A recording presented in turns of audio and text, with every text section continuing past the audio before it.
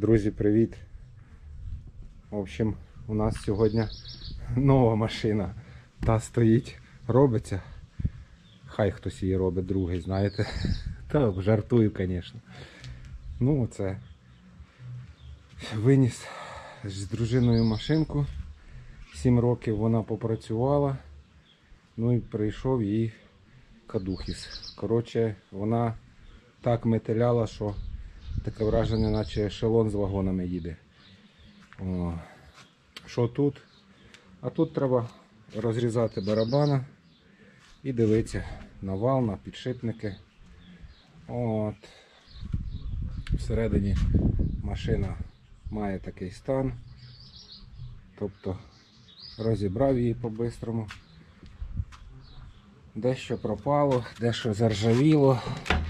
Вон, дивіться, під резинкою в себе теж перевіряйте. От.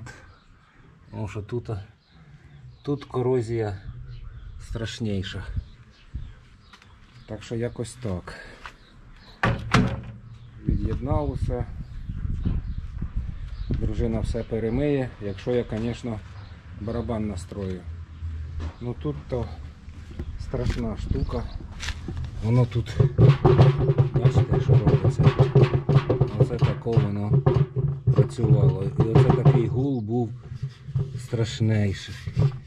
Так що зараз буду розбирати, розкручувати, що в мене вийде. Якщо нічого не вийде, то може ця машинка поїде на мусор. І прийдеться, хоч не хоч, шукати іншу, купувати.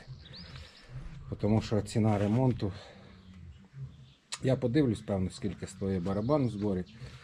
От. Але ціна ремонту може коштувати дороже, ніж ця машинка. Ні, якщо там замінити тільки підшипники, сальники, то це не проблема. А якщо там щось серйозніше, то поїде вона на мусорник.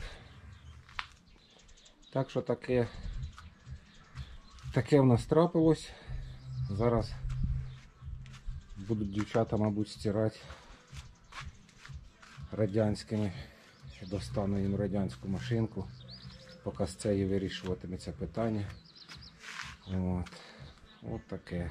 Тут інструмента понарозкидав. Ну, як обично. Ну, тяжкувато, звісно, з тими блінами її розбирати. Оце такі цементні якісь грузи. Дуже важкуваті такі, звісно. Разом, оце нижній цей груз. Верхній знімається, оце його. А нижній, то він причеплений до барабана і болти з цієї сторони. А тут, виходить, глуха стінка. Тобто відкручувати його, можливо, і можна було б якось, але я не став. Тому що, дивіться, які довгі болти, вони могли б і не вилізти. Так що, такі справи. Зараз буду якимсь чином пробувати його розпилювати, цей барабан, і дивитися, що там да як. На цьому все. Всім гарного дня. Слідкуйте за каналом, підписуйтесь. Кому цікаво, що буде з нею далі, обов'язково підпишіться, слідкуйте за каналом. Буде цікаво. Ну і той проект ще теж. Все робиться потихеньку.